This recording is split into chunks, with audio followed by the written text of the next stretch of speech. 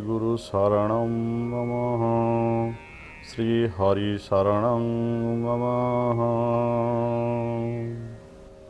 जस्य प्रसादात् भगवत् प्रसादो जस्य प्रसादात् गति कुतोऽपि ध्यायं सर्वं तस्य यशस्त्रिसन्ध्यं वन्दे गुरुश्रीचरणारविन्दं यस्य प्रसादात् भगवान् प्रसादो जस्य प्रसादान्न गति कुतोऽपि ध्यायं स्तवं तस्य यशस्त्रिसन्ध्यो वन्दे गुरुश्रीचरणारविन्दं वन्दे गुरुश्रीचरणारविन्दं वन्दे गुरुश्रीचरणारविन्दम् कस्तूरितिलकललाटपटले वक्षस्थले कौस्तुभं नासाग्रे वरमौक्तिकं करतले वेणुं करे कङ्कणं सर्वाङ्गे हरिचन्दनसुललितं कंठे च मुक्तावली गोपस्त्री परिवेष्टित विजयते गोपाल चूड़ामणि गोपाल चूड़ामणि।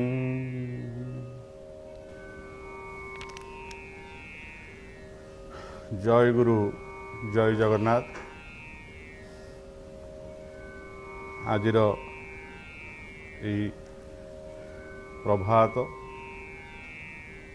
प्रातकालीन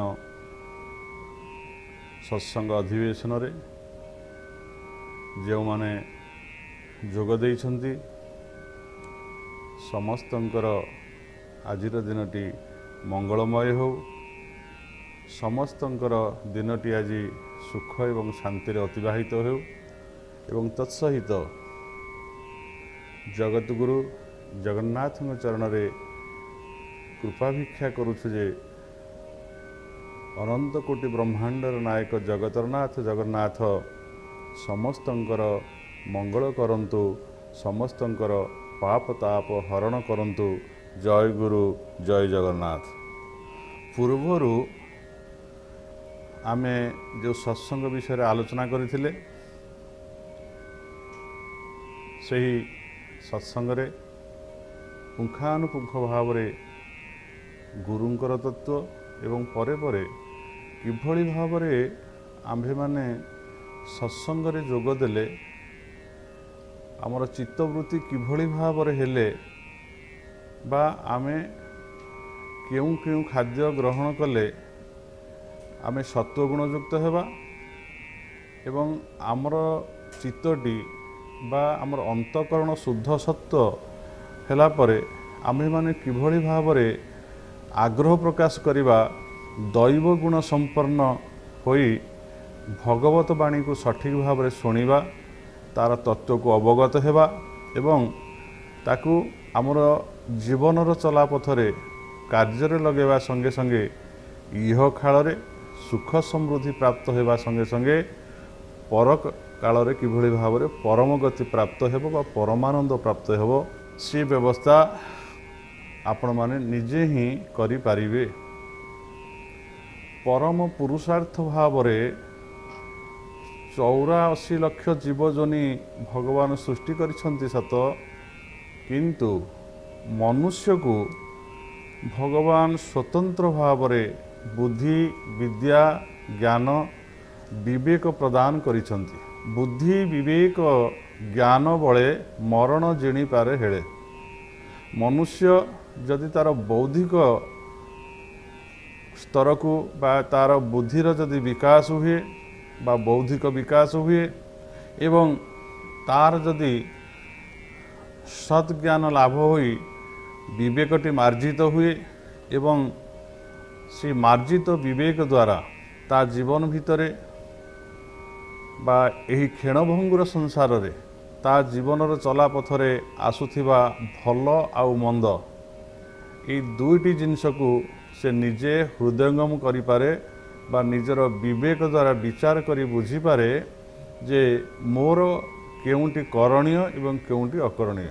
ମୁଁ କୌଣସି ଭୁଲ କାମ କରେ ବା ଯେଉଁଟା ଅକରଣୀୟ ଯଦି ମୋର ବିବେକ ବୈରାଗ୍ୟ ହେଇନି ବା ଯଦି ମୋର ବିବେକ ମୋର ବୁଦ୍ଧି ମାର୍ଜିତ ହେଇନି ବା ଜ୍ଞାନ ମାର୍ଜିତ ହେଇନି ତେବେ ମୁଁ ସଠିକ ଭାବରେ ନିର୍ଣ୍ଣୟ କରିପାରିବି ନାହିଁ ଯେ ମୁଁ କେଉଁ କାର୍ଯ୍ୟ କଲେ ସେହି କାର୍ଯ୍ୟର ଫଳସ୍ୱରୂପ ମୋତେ ସୁଖ ଶାନ୍ତି ମିଳିବ ଏବଂ ସେହି କାର୍ଯ୍ୟ ଦ୍ୱାରା ମୁଁ ନିଜେ ସୁଖ ଶାନ୍ତି ପ୍ରାପ୍ତ ହେବା ସଙ୍ଗେ ସଙ୍ଗେ ମୋର ପରିପାର୍ଶ୍ୱରେ ଥିବା ମୋର ସମସ୍ତ ପଡ଼ିଶା ପ୍ରିୟଜନ ସହଯୋଗୀମାନେ ସମସ୍ତେ ମଧ୍ୟ ସୁଖ ଶାନ୍ତି ପ୍ରାପ୍ତ ହୋଇପାରିବେ। ଏହି କଥାକୁ ଲକ୍ଷ୍ୟ କରି କୁହାଯାଇଥିଲା ଯେ ଆମେ କୌଣସି ସତ୍କାର୍ଯ୍ୟ କରୁ ବା ସତ୍ସଙ୍ଗ କରୁ ସେହି ସତ୍ସଙ୍ଗ ଏବଂ ସତ୍କାର୍ଯ୍ୟ କରିବା ପୂର୍ବରୁ ଆମର ମନକୁ ସ୍ଥିର କରିବା ପାଇଁ ଏବଂ ଚିତ୍ତକୁ ଶୁଦ୍ଧି କରିବା ପାଇଁ ଯଦି ଆମର ମନ ବୁଦ୍ଧି ଅହଙ୍କାର ଏ ଅନ୍ତଃକରଣ ଚତୁଷ୍ଟ ଯଦି ଶୁଦ୍ଧ ହୋଇନାହିଁ ତାହା ଯଦି ତମଗୁଣଯୁକ୍ତ ବା ରଜଗୁଣଯୁକ୍ତ ହୋଇଅଛି ତାହେଲେ ତାହା ବିପରୀତ ଫଳ ପ୍ରଦାନ କରି ଆମ୍ଭମାନଙ୍କୁ ସଦା ସର୍ବଦା ଭୁଲ ପଥଗାମୀ କରାଇବ ବା ଆମକୁ ଭୁଲ ପଥରେ ନେଇ ଆମକୁ ଦୁଃଖ ଭୋଗ କରାଇବ। ଆମେ ଦୁଃଖ ଭୋଗ କରିବା ସଙ୍ଗେ ସଙ୍ଗେ ଆମଠାରୁ ବା ଆମକୁ ନିର୍ଭର କରୁଥିବା ବା ଆମକୁ ଅନୁସରଣ କରୁଥିବା ବ୍ୟକ୍ତିବିଶେଷମାନେ ସେମାନେ ମଧ୍ୟ ସମସ୍ତେ ବିଫଳ ହୋଇ ସେହି ଦୁଃଖକୁ ଭୋଗ କରିବେ।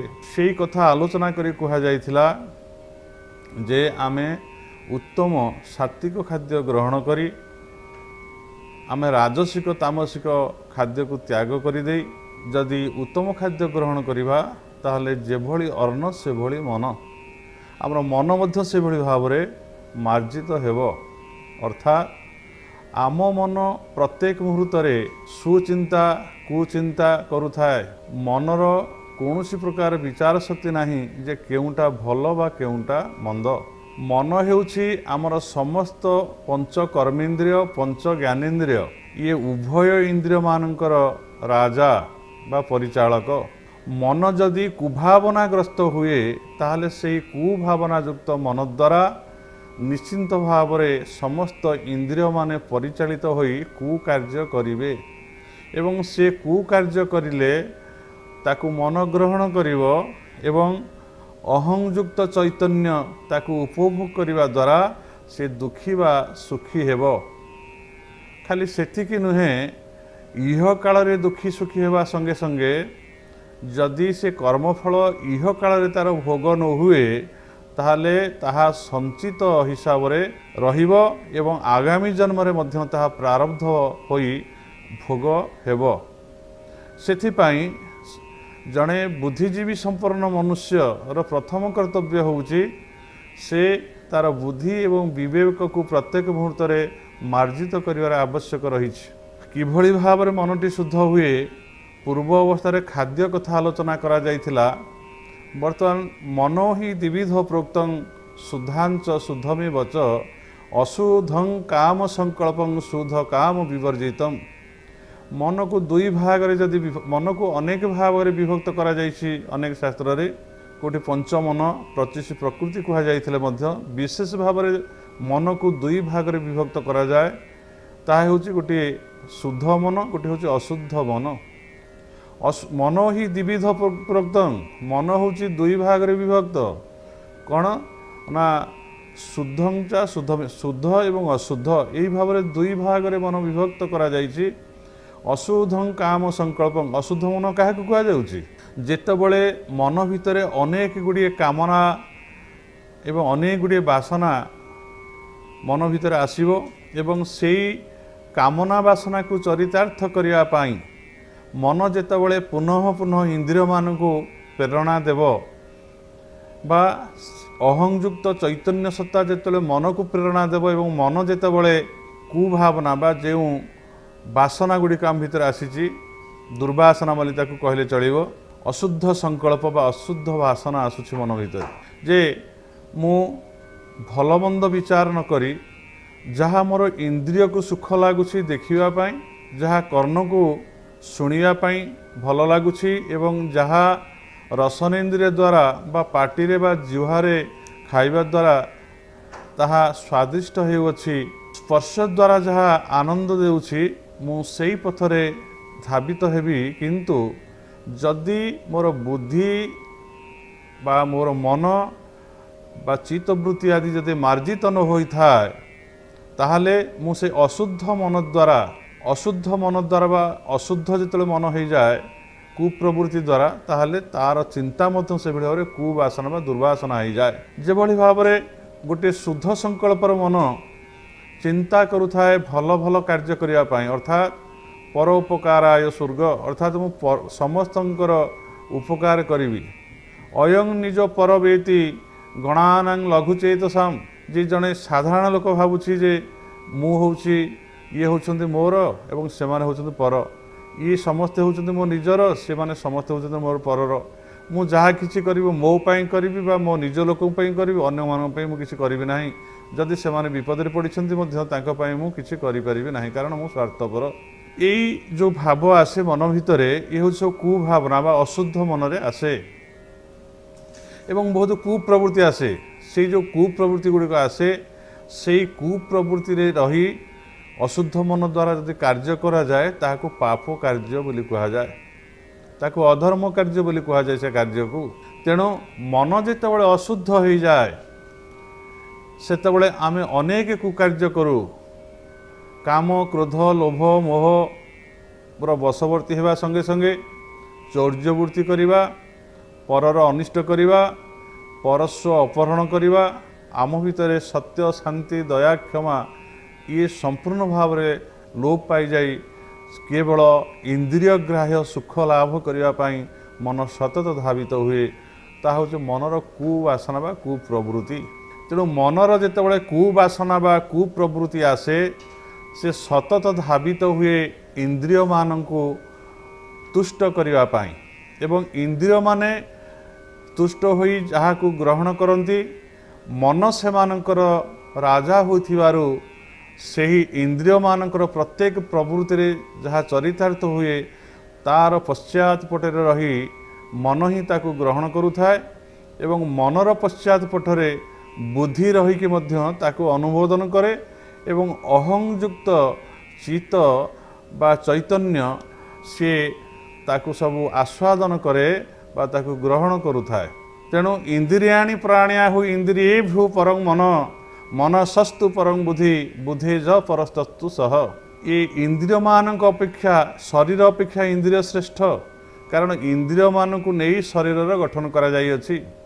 इंद्रिय मानकर चालना द्वारा मन परिचालित होइथिबारु शरीर अपेक्षा इंद्रिय श्रेष्ठ। इंद्रिय मानकर राजा बा इंद्रिय मान को परिचालन करुथिबारु मन होछि इंद्रिय मानक अपेक्षा श्रेष्ठ काना मनरे जहाँ विचार आसे जो भावना आसे ताकू चरितार्थ करने पाई इंद्रिय मान को से प्रेरणा दिए बा मन द्वारा प्रेरणा पाई इंद्रिय माने कार्यक्षम हुंती एवं से इंद्रिय मानकर कौनसी विचार शक्ति नथिबारु से जड़ होइथिबारु से कौनसी ना कौनसी कार्य को विचार न करी मनर प्रेरणा रे करि चालंती एवं मन ठारू बुद्धि श्रेष्ठ होइथिबारु कारण मन कौनसी भल कथा बा मंद कथा विचार करे नाही। मनर वृत्ति हैला केवल से चिंतन करिवो संशय संशय वृत्ति कोटा ठीक कोटा भूल एक कथा मन जानी पारे नाही। मनर संशय वृत्ति होइथिबा तळे बुद्धि रे होउची निश्चयात्मक वृत्ति। तेणु निश्चयात्मक वृत्ति बुद्धि रे हेले मध्य जदि आम्भे माने आमर चित्त को शुद्धि करि नाहंती आमर अंतकरण जदि शुद्ध है नाही आहार माध्यम रे जदि आमे शुद्ध करिने ताहा जदि सेई बुद्धि तमगुणयुक्त बा रजगुणयुक्त होई थाए एवं सेई बुद्धिटी मन सहित मित्रता करी मन जेतेबेले कौनसी भूल कार्य करुथाए ताकू ठीक बाटरे परिचालित करि न पारी ता सहित सामिल हो जाए बा संयुक्त हो जाए ଏବଂ ସେଇ କଥାକୁ ବୁଦ୍ଧି ଅନୁମୋଦନ କରିଦିଏ। ବୁଦ୍ଧି ଯେତେବେଳେ ଅନୁମୋଦନ କରିଦିଏ, ମନ ସେତେବେଳେ ତାକୁ କରିବା ପାଇଁ ଅତ୍ୟନ୍ତ ଆଗ୍ରହର ସହିତ କାଳ ବିଳମ୍ବ ନ କରି ଇନ୍ଦ୍ରିୟମାନଙ୍କୁ ପ୍ରେରଣା ଦିଏ ଏବଂ ଇନ୍ଦ୍ରିୟମାନେ ତତ୍କ୍ଷଣାତ ସେ କାର୍ଯ୍ୟ କରିବା ପାଇଁ ବ୍ୟଗ୍ର ହୋଇ ଉଠନ୍ତି। ଏବଂ ଏଇ ବୁଦ୍ଧିର ଠାରୁ ଶ୍ରେଷ୍ଠ ହେଉଛି କିଏ ନା, ବୁଦ୍ଧିର ପଛପଟେ ରହିଛନ୍ତି ଯେଉଁ ଅହଂଯୁକ୍ତ ଚୈତନ୍ୟ। ଏ ଅହଙ୍କାର ହେଉଛି ଦୁଇ ପ୍ରକାର, ଗୋଟେ ହେଉଛି ଜଡ଼ ଅହଙ୍କାର, ଆଉ ଗୋଟେ ହେଉଛି ଚୈତନ୍ୟଙ୍କର ସ୍ୱତନ୍ତ୍ର ଯାହା କୁହନ୍ତି ଅହଙ୍କାର, ଯାହାକୁ ପରାହଙ୍କାର ବୋଲି କୁହାଯାଏ। ଅର୍ଥାତ୍ ମହତତ୍ଵରୁ ଆସୁଥିବା ଅହଙ୍କାର ବା ଜଡ଼ ଯେଉଁ ଅହଙ୍କାର, ଅର୍ଥାତ୍ ଜଡ଼କୁ ନେଇ ଯେଉଁ ମୁଁକାର କରାଯାଏ ତାକୁ ଜଡ଼ ଅହଙ୍କାର ବୋଲି କୁହାଯାଏ। ତାହା କେବଳ ବିଷୟବସ୍ତୁ ଭୋଗ କରିବା ପାଇଁ। ଏବଂ ଆଉ ଯେ ଅହଙ୍କାରଟି ଚୈତନ୍ୟ ସହିତ ଯୁକ୍ତ ଥାଏ, ସେ ଅହଙ୍କାର ହେଉଛି ଚୈତନ୍ୟର ଅହଙ୍କାର। ଅର୍ଥାତ୍ ଚୈତନ୍ୟ ସବୁବେଳେ କହୁଥାଏ ଯେ ଇଏ ବିଶ୍ୱରେ ଅନନ୍ତ କୋଟି ବ୍ରହ୍ମାଣ୍ଡରେ ଯାହା ଦେଖୁଛ ସବୁ ହେଉଛି କ୍ଷଣଭଙ୍ଗୁର ଏବଂ ସବୁ ହେଉଛି ଅଳିକ, ସବୁ ହେଉଛି କ୍ଷଣିକ ଏବଂ କେବଳ ମୁଁ ଅଛି ଏକମାତ୍ର ପ୍ରତ୍ୟେକ ସମୟରେ ଚିରନ୍ତନ ସତ୍ୟ ରୂପରେ। ଚିରନ୍ତନ ସତ୍ୟ ରୂପରେ ମୁଁ ପୂର୍ବରୁ ଥିଲି, ମୁଁ ଆଜି ବର୍ତ୍ତମାନ ଅଛି ଏବଂ ଭବିଷ୍ୟତରେ ରହିଥିବି। ଅଜସ୍ର ମୁଚରନ୍ତଂ ସ୍ୱଂ ତମାତ୍ମାନ ଉପାସ୍ମହେ। ଅଜସ୍ର ବାର ସେ ଉଚ୍ଚାରଣ କରୁଛନ୍ତି ମୁଁ ଅଛି, ମୁଁ ଅଛି, ମୁଁ ଅଛି। ଏଇ ଯେଉଁ ମୁଁ ଅଛି ଯେଉଁ ଯିଏ କହୁଛନ୍ତି, ଇଏ ମୁକାର ହେଉଛି ଚୈତନ୍ୟଙ୍କର ମୁକାର। କେବଳ ମୁଁ ଅଛି, ଏଠି ଆଉ କେହି ନାହାନ୍ତି। ଆଉ ଯାହା ଦେଖୁଛ ମାୟା ପ୍ରପଞ୍ଚ, ଏହା ହେଉଛି ମିଥ୍ୟା, ଏହା ହେଉଛି କ୍ଷଣଭଙ୍ଗୁର। କିନ୍ତୁ ଆଉ ଗୋଟିଏ ମୁକାର ହେଉଛି ଜଡ଼ ମୁକାର। ସେ ମୁକାରଟି କ'ଣ କରେ ନା, ଚୈତନ୍ୟ ସତ୍ୟାର ସେଇ ଅଂଶଟି ଜଡ଼ ଅହଙ୍କାର ସହିତ ଯୁକ୍ତ ହୋଇଯାଇ ନିଜକୁ ମନେ କରେ ମୁଁ ହେଉଛି ଇନ୍ଦ୍ରିୟ, ମୁଁ ହେଉଛି ଶରୀର, ମୁଁ ହେଉଛି ମନ, ମୁଁ ହେଉଛି ବୁଦ୍ଧି ବା ମୋର ମନ, ମୋର ବୁଦ୍ଧି ବା ମୋର ଇନ୍ଦ୍ରିୟ ବା ମୋର ଶରୀର। ଏଇଭଳି ଭାବରେ ତଦାତ୍ମ୍ୟ କରୁଥିବାରୁ ସେ ଉପଭୋକ୍ତା ଭାବରେ ପ୍ରକୃତି ସହିତ ବା ମାୟା ସହିତ ସଂଯୁକ୍ତ ହୋଇଯିବାରୁ, ମାୟାଚ୍ଛନ୍ନ ହୋଇଯିବାରୁ ଅଜ୍ଞାନତାବଶତଃ ସେଇ ଜଡ଼ ଅହଙ୍କାରକୁ ବା ସେଇ ଚେତନା ଜଡ଼ ଅହଙ୍କାରକୁ ଆଶ୍ରୟ କରିଥିବାରୁ ସବୁ ମୁଁ ମୋର ଭାବରେ ଭାବି ଜଡ଼ରେ ଘଟୁଥିବା ସମସ୍ତ କୁପ୍ରବୃତ୍ତି ସୁପ୍ରବୃତ୍ତି ବା ସୁକର୍ମର ଫଳ ବା କୁକର୍ମର ଫଳକୁ ନିଜେ ଭୋଗ କରୁଛି ବୋଲି ଅନୁଭବ କରି କେତେବେଳେ ଆନନ୍ଦିତ ହେଉଥାଏ, ହର୍ଷରେ ଉତ୍ଫୁଲ୍ଲିତ ହେଉଥାଏ ବା ଆଉ କେତେବେଳେ ସିଏ ଦୁଃଖରେ ମ୍ରିୟମାଣ ହେଉଥାଏ।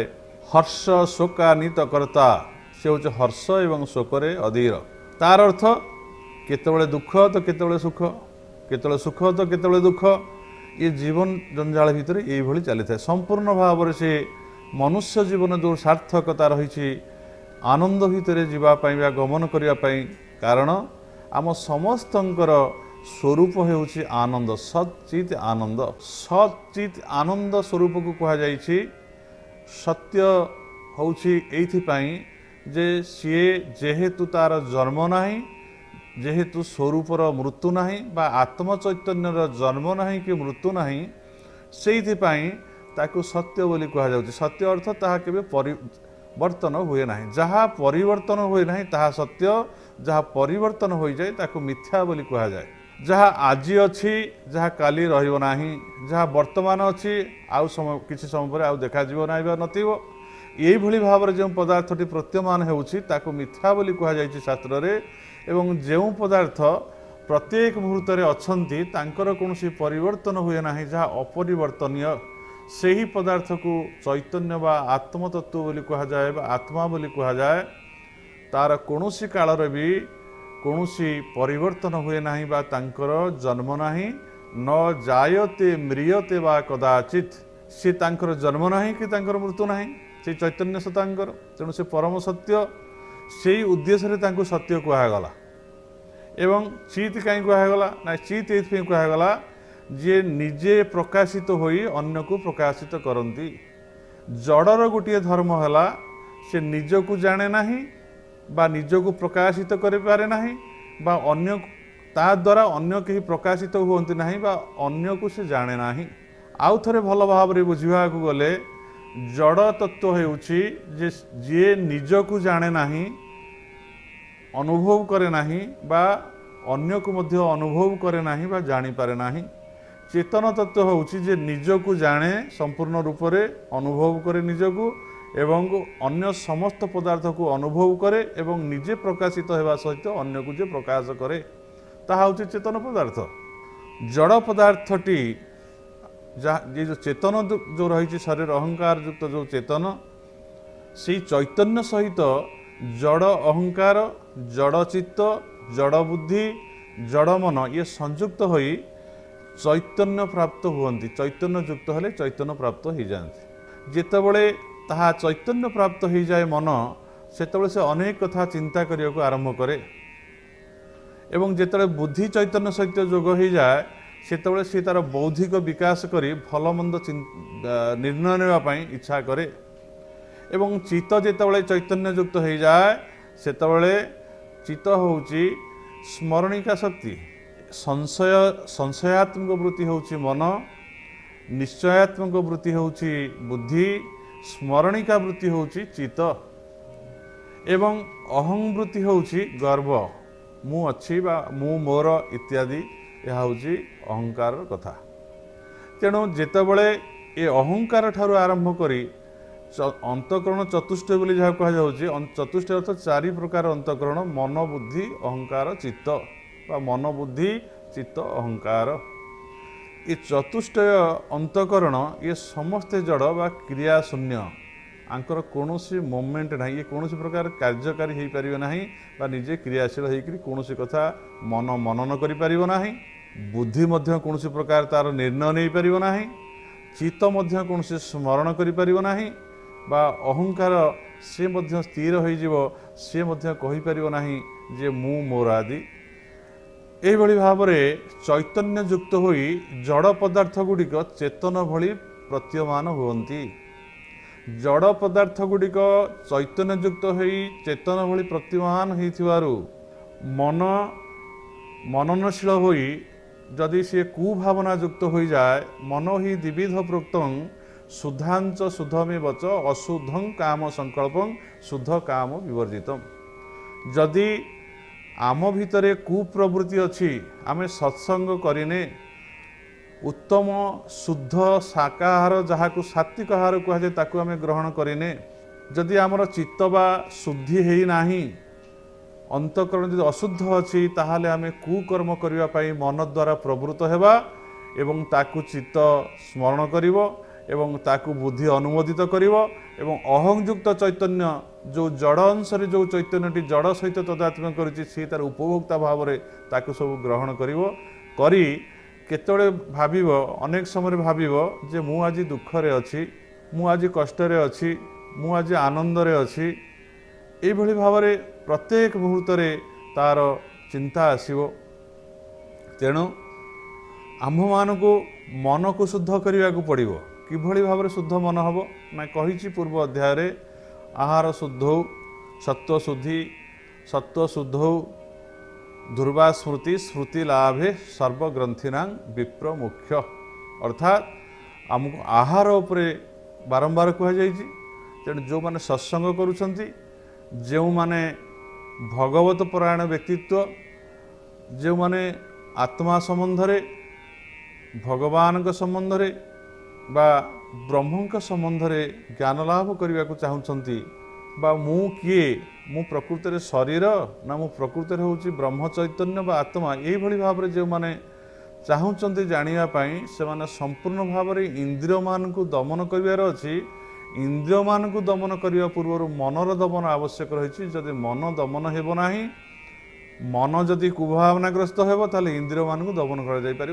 तेणु कहुई पूर्व अध्याय कहुला अर्ण पुंसा सिधा क्रोधा जायते जठरा घृणा मलस्त विष्टभाग सैत् मध्यम मांसतां व्रजेत मन कनिष्ठ भाग सैत् तस्मात् अर्णमय मन अर्थात जेमिति अर्ण सेमिति मन आमर खाद्यपेय उपर निर्भर करे आमे तो अनेक वर्ष है आमे आज जहाँ खाऊचे ताहा 30-40 दिन पर ताहा रस होउची रक्त होउची मांस होउची मेद होउची अस्थि होउची मजा होउची एमती सी गोटे पर गोटे शोधित हो निर्विशेष तार जो भावटी आसूची ता मन आकार परिणत होउची। जदि आमे खाद्य को जदि ठीक भाव में आम जीवन भितर खाद्य द्वारा जदि आम प्रभावित हवा बा खाद्य जदि आम संयमता आचरण न करवा ताले निश्चित भाव में आम खाद्य अनुसार मनोवृत्ति हेब एवं मनोवृत्ति खाद्य अनुसार हेले